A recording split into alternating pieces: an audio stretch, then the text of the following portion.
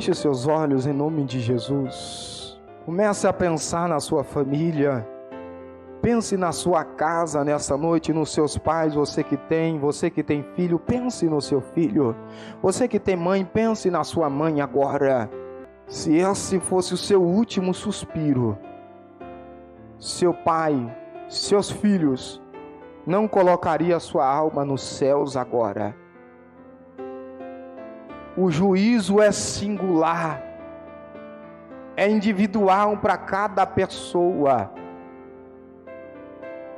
Por isso, reflita, se hoje fosse seu último dia de vida, para onde nós iríamos agora? Para o seio de Abraão, agora paraíso nos céus?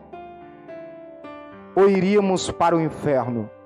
Diz assim o versículo 16, o versículo 19, melhor dizendo.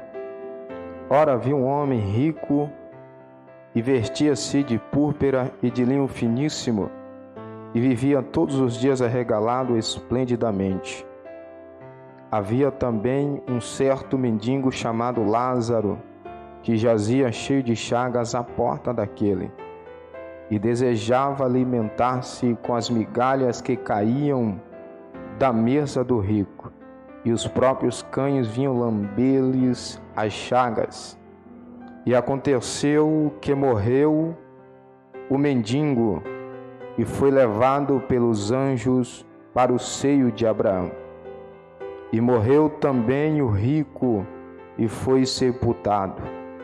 E aconteceu que o mendigo morreu, e foi levado pelos anjos para o seio de Abraão. E morreu também o rico, e foi sepultado.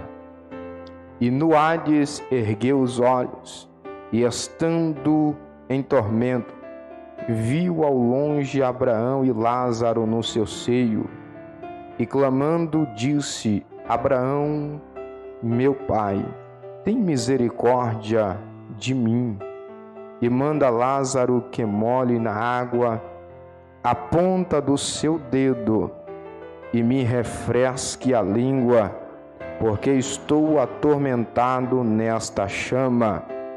Disse, porém, Abraão: Filho, lembra-te de que recebeste os teus bens em tua vida, e Lázaro somente males.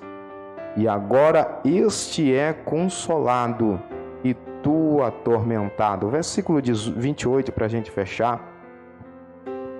Pois tenho 5 irmãos, para que lhes dê testemunho, a fim de que não venha também para este lugar de tormento.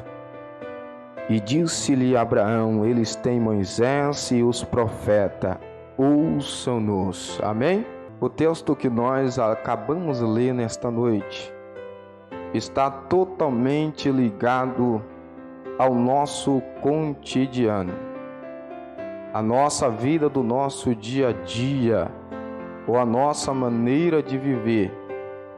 Consolida o retrato falado nesse texto. Trata-se de mais uma parábola que Jesus está contando para os seus ouvintes e discípulos acerca do reino de Deus. A Bíblia é capaz de apontar que Jesus foi o homem que falou mais do inferno do que do céu. A história bíblica mostra que Jesus falou mais do inferno do que do céu. Jesus tratou mais da salvação com o ser humano do que com a condenação do ser humano. Jesus se importou mais com a alma do ser humano do que com os bens materiais da vida do ser humano. Jesus se interessa mais com a sua alma do que outras coisas. É por isso que ele mesmo diz que importa nós buscarmos primeiro o reino de Deus e depois as demais coisas nos seríamos acrescentada. Então, Jesus, ele tratou diretamente com a nossa alma, com o nosso espírito, e nesta parábola ele trata mais uma vez, ensinando aos seus discípulos a respeito da vida eterna e a respeito da salvação. De fato, uma parábola é uma história fictícia, ou uma história que não aconteceu, que Jesus pegava para explicar algo espiritual para a nossa vida, para o nosso dia a dia. Seria verdade que Jesus conjecturou numa história para que todos compreendessem acerca do reino de Deus. E no texto que nós acabamos de ler nesta noite, Jesus começa dizendo: havia. Interessante que quando no livro de Gênesis nada existia, e Deus usou uma palavra haja, que é trazer em existência aquilo que não havia, passou a se existir através da palavra que Jesus liberava. Então esta palavra havia aqui nesta noite dá uma impressão que este homem de fato viveu e morreu nesta terra. Dá a impressão que este mendigo também viveu e morreu. Interessante que Jesus, ele nesta terra, ele tinha praticamente todos os atributos de Deus. Só um atributo que ele não tinha. O único atributo que ele não tinha era a onipresença. Jesus não podia estar presente em todos os lugares, porque estava preso ao nosso corpo humano.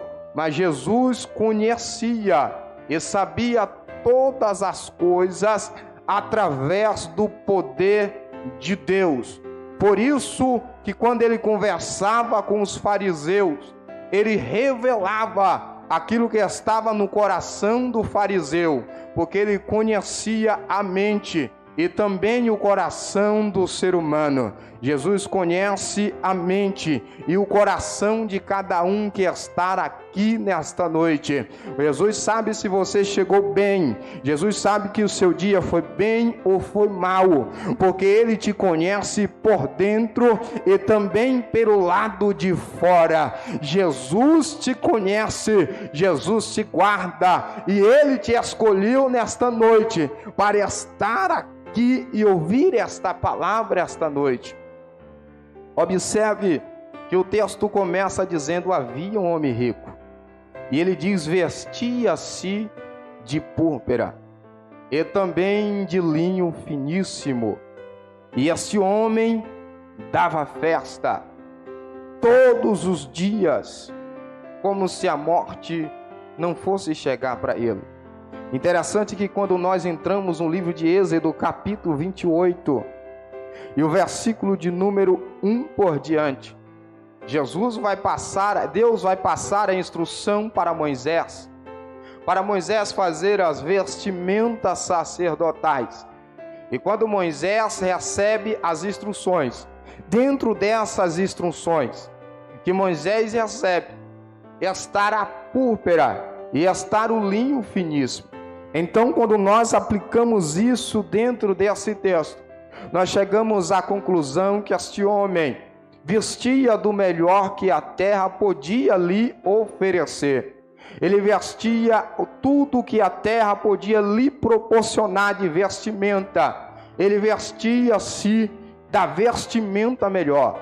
O linho finíssimo ele vem do Egito.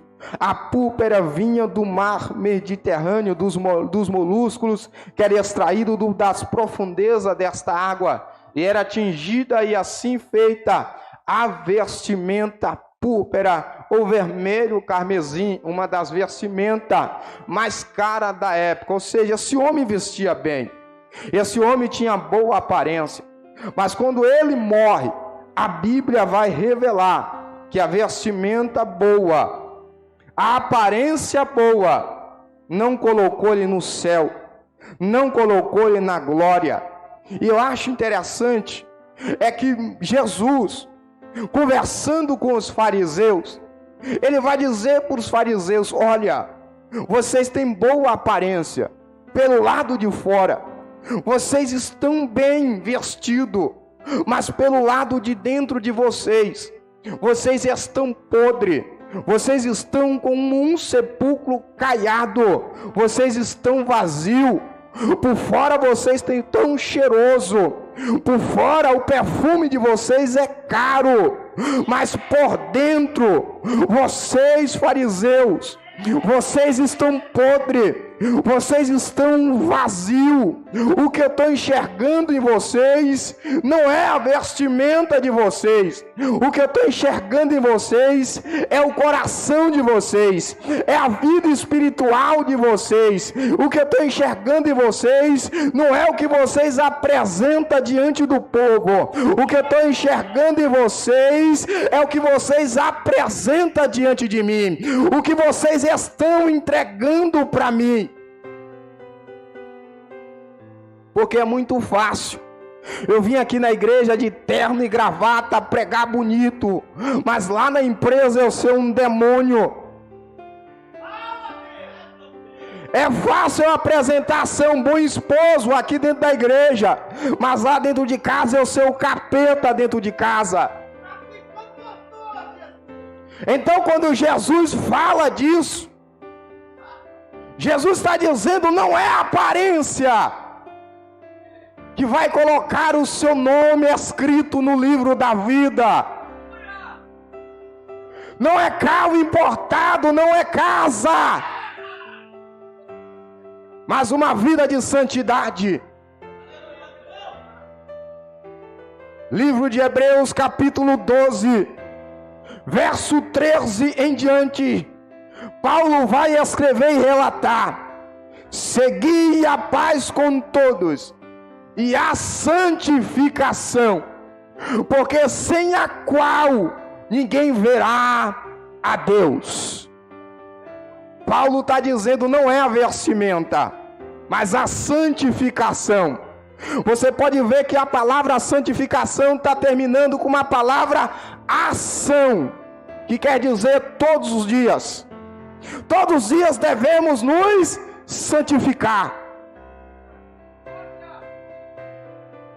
Não é jejuar um dia e passar 3 meses sem jejuar. Não é orar um dia e passar 3 anos dizendo: não preciso orar mais, sou íntimo do Espírito Santo. Quando eu abro a boca, Deus fala, não é isso. Você pode ver que santificação termina com ação. E outro dia eu li uma palavra de um autor e eu achei muito interessante, que ele dizia: o santo não é o que se purifica menos, mas é aquele que se purifica todos os dias. Todos os dias é dia de santificação, é dia de nos lavar no sangue do Cordeiro, é dia de mergulhar, é dia de abraçar. Não disse Jesus quantas vezes nós devemos perdoar os nossos irmãos? Disse Pedro. Jesus disse 70 vezes 7 ao dia. É dia de liberar. Tem gente que o irmão ofende ele e demora 3 dias sem olhar para a cara do irmão. Eu não cumprimento, não passo nem na rua dele. Se você morrer, meu filho, vai dar ruim.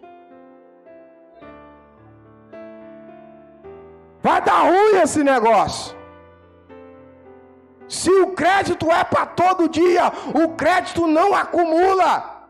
É 70 vezes 7 ao dia. Seu irmão ofendeu, perdoa ele de imediato. Mateus capítulo 4 fala que até na hora de ofertar, se nós tivermos algum mal contra o nosso irmão, nós temos que ir lá pedir perdão a ele e depois entregar a oferta. Aí eu acho lindo que tem gente que diz: eu sou dizimista e minha vida está amarrada, eu sou ofertante e eu não prospero. Por quê? Não libera o perdão, meu amigo. Como é que você vai prosperar e vai crescer? Com intriga dentro de você, Como é que Deus vai colocar uma água dentro de você, sendo que você já está cheio de água suja? É necessário tirar essa água de sujeira, para a água viva entrar dentro de você e fazer morada. Vida de aparência. Esse homem tinha vida de aparência. Viveu. Todos os dias era festa. Se fosse comparado os dias de hoje, todo dia era baile funk. Na moda secular de hoje, todo dia era sertanejo. Se fosse lá na Bahia, carnaval fora de época. Era pular, se alegrar, fazer festa da carne, como se não houvesse o amanhã. Mas aí a Bíblia diz no livro de Eclesiastes, capítulo 3, que há um tempo determinado debaixo dos céus para todas as coisas. Há um tempo de plantar, há um tempo de colher, há um tempo de chorar, e há um tempo de se alegrar, há um tempo de nascer, e há um tempo também de morrer. Sabe o que esse texto está dizendo? Você nasceu, você pode preparar, que um dia da sua morte ela vai chegar. Vai chegar. E a morte chegou para esse rico e chegou para o pobre. Os dois morreram. E os anjos veio, pegou o pobre e levou para o céu. Agora a Bíblia não diz quem levou o rico. E quando ele chegou lá, no seio de Abraão, o rico ergueu os olhos no meio das chamas e disse: Pai Abraão, manda Lázaro molhar a ponta dos dedos deles numa água, para me refrescar nesta chama. Eu acho interessante é que o rico podia ter água todos os dias aqui na terra. Podia ter as melhores piscinas.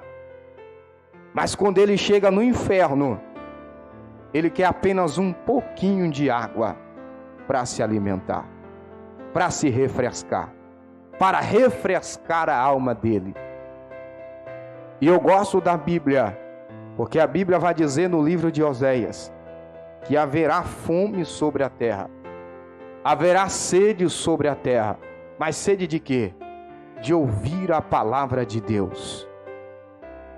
Lá no inferno, esse rico queria estar no local do pobre, mas aqui na terra ele não quis e ele não viveu uma vida dedicada para Deus. Então na outra vida ele não pode receber o que ele não plantou aqui nesta terra. A vida que nós vivemos hoje é o momento de nós plantarmos agora, para colher na eternidade, para colher na glória, para colher no céu.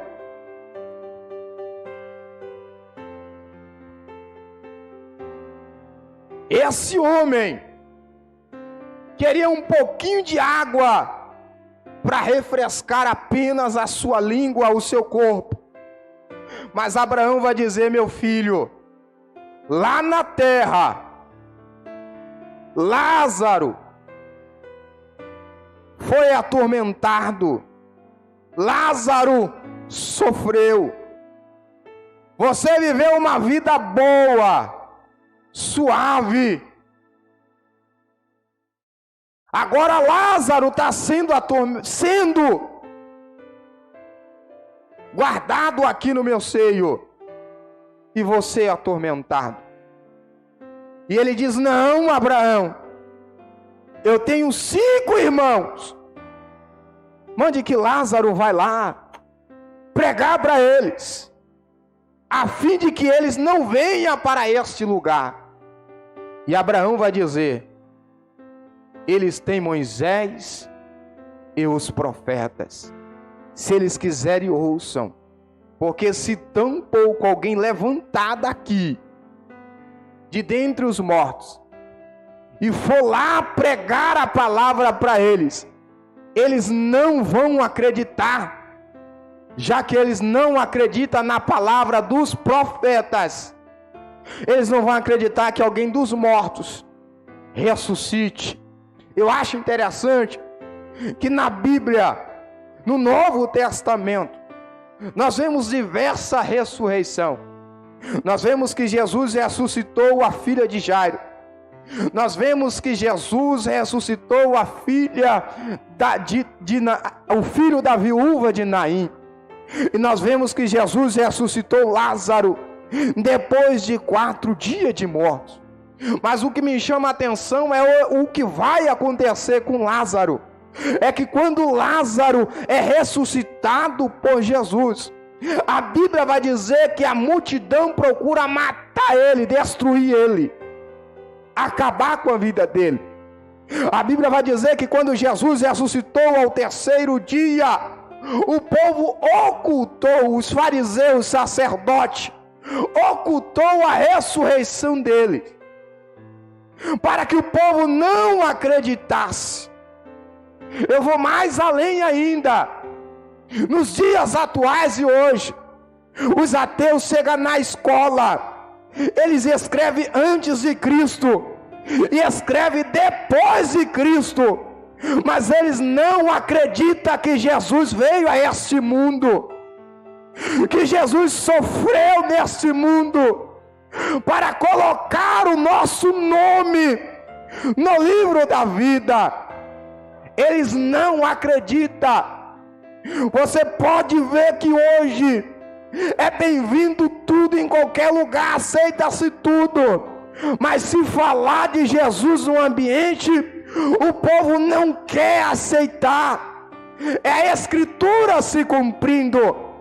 Eles aceitam mais o homem do que a presença de Deus, do que a palavra do Senhor. E esse homem, ele queria sair de lá do inferno. Se ele pudesse e vir aqui dizer: não vai para lá, aceita Jesus hoje, conserta a tua vida com Jesus hoje, mas ele não tem esta oportunidade. Eu gosto da Bíblia Sagrada. A Bíblia diz no livro de Isaías, se não me foge da memória, capítulo 38, versículo 19, que os mortos não podem mais adorar a Deus. Mas ele vai mais além, diz que só os vivos podem adorar ao nome do Senhor. Pregador, o que você está querendo dizer comigo nesta noite? Eu estou querendo dizer para você nesta noite, que você tem a oportunidade que muitos estão no inferno, não pode ter mais. Eu estou dizendo a você nesta noite, que você tem a oportunidade de muitos que estão no leito de hospitais, que não pode mais abrir a boca e dizer: ele é santo, ele é maravilhoso, ele é poderoso. Você tem esta oportunidade nesta noite de celebrar ao nome do Senhor dos Exércitos. Livro de Salmos 150, a Bíblia diz que tudo que tem fôlego de vida, louve ao nome do Senhor dos Exércitos. Sabe o que a Bíblia está dizendo? Nós devemos adorar Ele enquanto nossa vida dura sobre a face da terra, porque um dia chegará que nós não teremos mais esta oportunidade. Eu costumo dizer que a vida de adoração do crente, ela não é pluralizada, ela é singular todos os dias. E esse homem no seio de Abraão, no Hades, ele disse: deixa eu ir lá, mande Lázaro ir lá, pregar esta palavra. Porque se ele for lá, o povo vai acreditar. E Abraão diz: se eles não acreditarem nos profetas, tão poucos acreditaria que um dos mortos ressuscitasse. Eu acho interessante que aquele homem no inferno, ele queria vir pregar para a sua família. E nós estamos num culto de família, eu vou entrar nisso aqui nesta noite. Hoje, nós temos quem tem filhos, tem a oportunidade de pregar para os seus filhos. Hoje, quem é filho é evangélico, tem a oportunidade de pregar para os seus pais. Porque no dia que os olhos se fecharem, a oportunidade cessou. Mas aí alguém vem para mim e diz: não, pastor, naqueles 30 segundos que restou dele respirando ali, foi a oportunidade que ele teve para se reconciliar com Deus. É o famoso jeitinho brasileiro ou mundial que o povo tem, para dar um jeitinho para dizer que fulano era bonzinho e foi para o céu, foi para a glória. Mas eu gosto da Bíblia. A Bíblia diz no livro de Eclesiastes, capítulo 12: lembra do teu Criador nos dias da tua mocidade, antes que o dia mau venha. Vive a vida inteira lá fora pulando o carnaval. Aí quando diz: agora eu não aguento mais nada, eu não tenho força para mais nada, agora eu quero ir para a igreja. Peraí, meu filho, vamos tomar um pouco de vergonha na cara e vamos gastar a nossa juventude na presença do Senhor. Vamos gastar o nosso tempo na presença de Deus. Porque Jesus, através de João, o apóstolo, escrevendo uma das cartas, ele diz: jovem, eu vos escolhi não é porque vocês são os fracos, são derrotados, fracassados, não. Eu escolhi vocês porque vocês é forte e já venceste o maligno.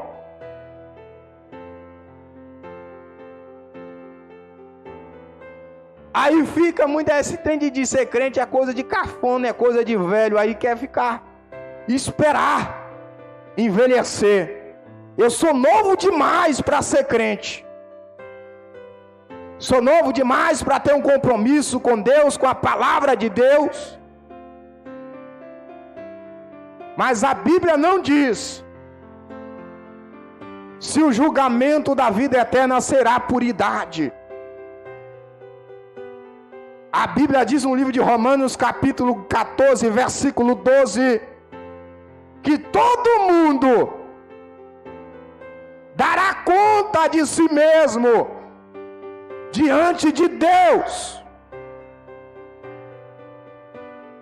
Sabe o que a Bíblia está querendo dizer? Você, pai, que passa a mão na cabeça do seu filho, diz que ele é novinho demais para ler a Bíblia, para conhecer os mistérios de Deus. Você pode ficar tranquilo, que ele mesmo sendo criança, ele vai comparecer no meu tribunal.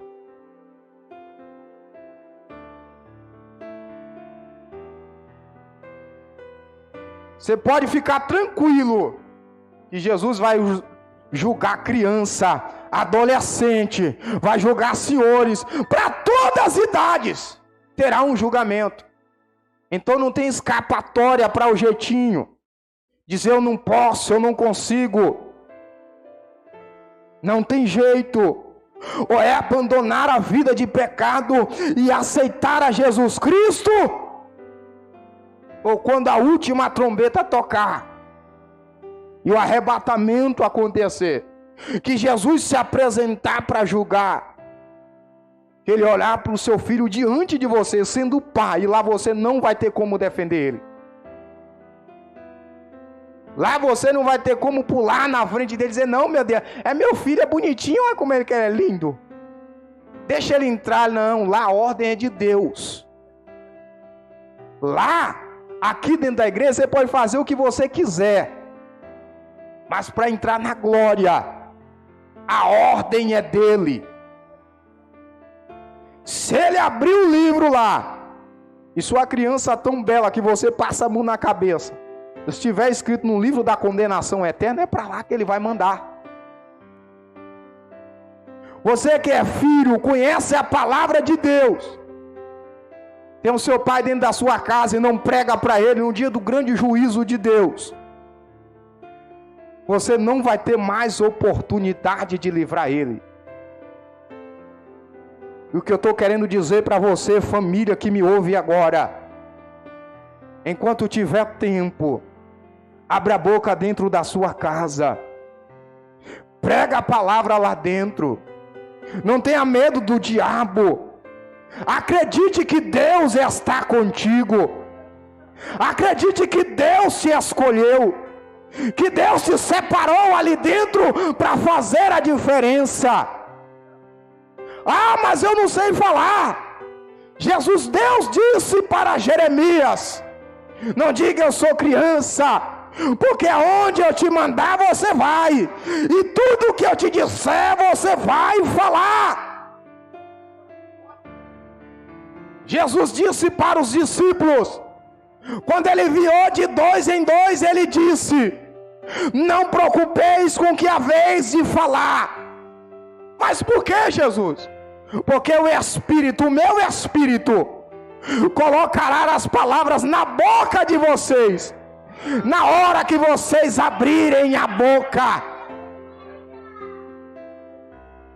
É Deus falando que é salvação para a tua casa. Então abre a boca lá e prega lá dentro. Que é salvação para o teu patrão. Abre a boca e prega na tua empresa. O homem queria voltar para a terra, queria ter uma oportunidade, e ele não teve mais oportunidade. E nós temos oportunidade de todos os dias. Eu sei que eu sou recém-chegado aqui na igreja, mas quando a gente fala assim, tem culto de evangelismo, são poucos que aparecem, ou nem sequer dá uma satisfação. Quando fala vai fazer visita, são poucos que querem. Ou seja, são muitos que querem ver o reino de Deus crescer, mas eles não querem fazer nada. Querem alma no altar do Senhor, mas não querem o compromisso com Deus dessa obra. E isso custou caro para este homem. Sabe o que nos chama mais atenção ainda? O Lázaro viveu, morreu e não foi curado. Mateus 10:17 ou Lucas 10:17, no Foz do Pensamento, Jesus chama os discípulos, separa de 2 em 2 e diz para o discípulo: ide, anunciai o meu evangelho, pregai, expulsai os demônios, curai os enfermos. E eles foram lá. E no final do dia eles voltaram maravilhados, dizendo: Jesus, as enfermidades saem, os demônios sujeitam ao teu nome. E Jesus toma a palavra e diz: meus filhos, não se gloriem com isto, mas gloriem vocês em saber que o vosso nome está escrito no livro da vida. Era Jesus dizendo para os discípulos: a sua salvação não é maior do que o seu milagre. A vida eterna não é maior do que as coisas materiais. E eu acho interessante que na atualidade que nós estamos hoje, se o crente vai na igreja e o pregador não diz: Deus vai abrir a porta, eu não voto nessa igreja, essa igreja não é de Deus. Não quero mais ouvir esse pastor falou que se eu não tomar posição eu vou para o inferno, eu não quero saber dele. Ele é homofóbico. Ele é duro demais, é grosso demais. Mas se o pastor entregar uma revelação e dizer: não, Deus vai te honrar, o cativeiro vai virar, meu filho, a porta vai abrir. Opa, esse pastor é de Deus. Esse pastor aí é terra pura.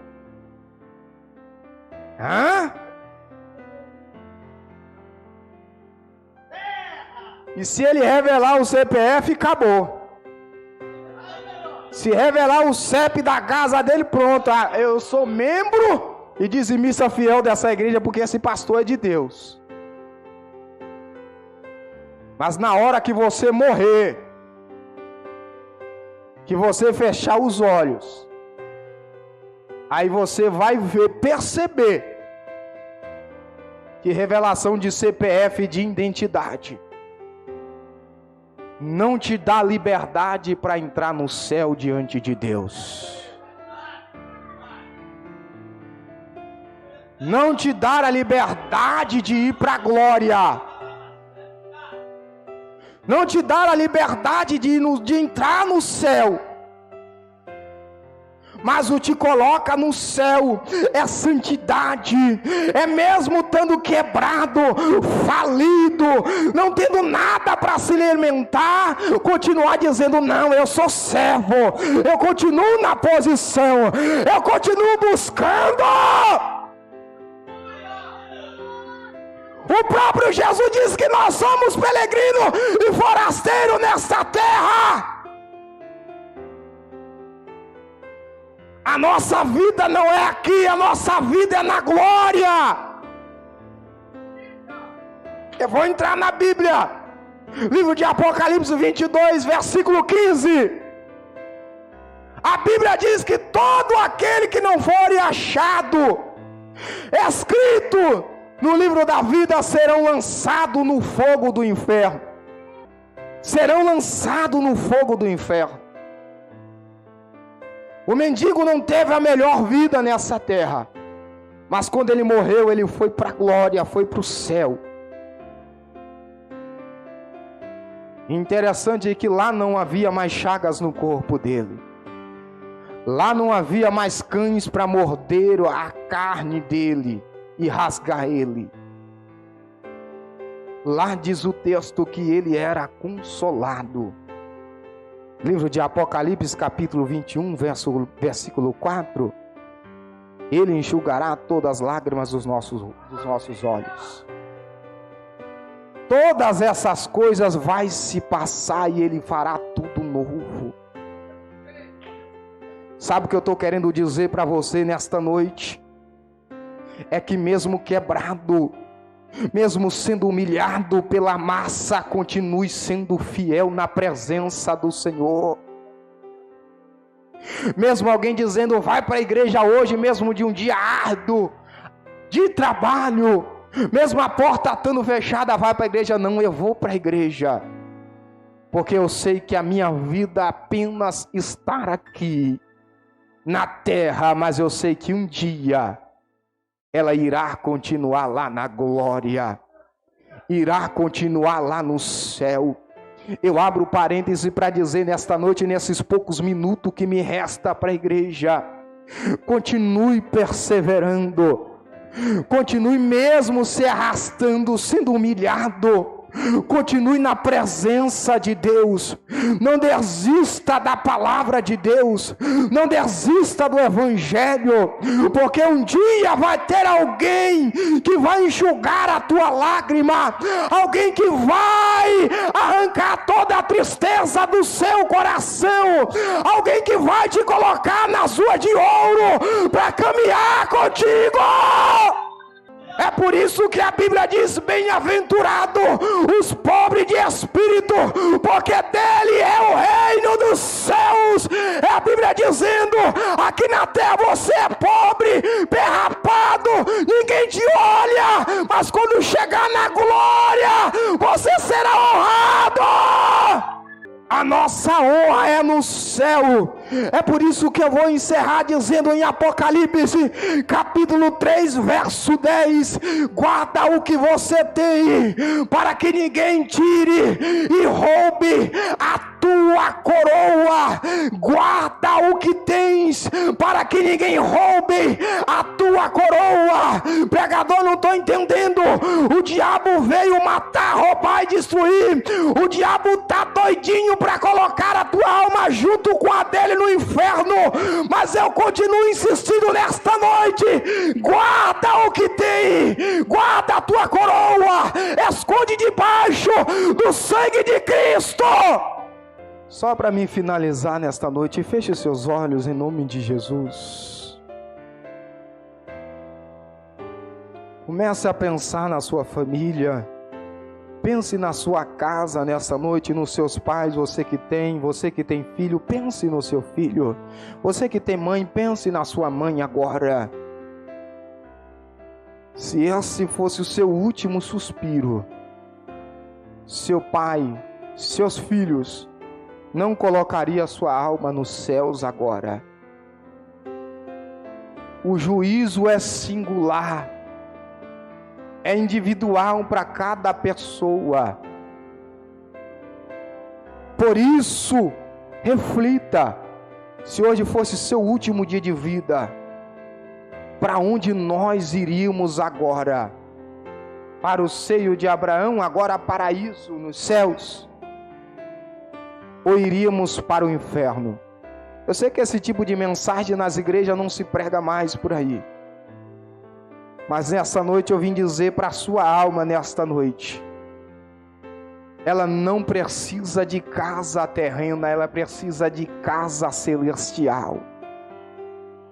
Eu vim dizer para a sua alma, isso para o seu espírito nesta noite: o que você precisa não é dessa terra, porque quando nós morremos, nem a última peça de roupa nós não teremos o direito de escolher. Será o seu parente que vai escolher. Se for órfão, será outro, nem seu parente vai ter o direito de escolher.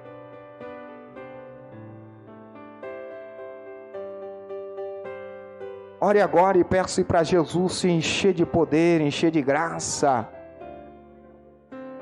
Chame o Espírito Santo para dentro de você, porque Ele é a maior riqueza. Ela é a melhor vestimenta.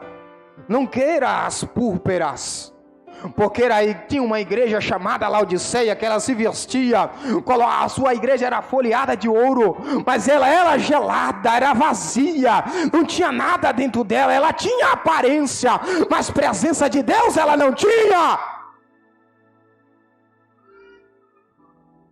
Você que pode, comece a orar agora, comece a dizer: Deus me enche das coisas espirituais.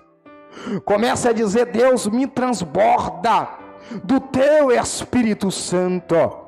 Começa a dizer: Deus me renova, me enche da tua graça, permita eu voltar ao primeiro amor, à primeira essência, a voltar a mergulhar nos teus mistérios, a voltar a mergulhar na tua graça, a fazer igual Ezequiel, andar até a água molhar os pés, molhar o tornozelo e até o joelho, para que eu possa nadar na tua presença. Espírito Santo de Deus, eu não peço que tu dê chave de casa para ninguém nesta noite. Eu peço que o Senhor envolva a tua igreja com tua graça, aonde o povo se preocupa com as coisas celestiais.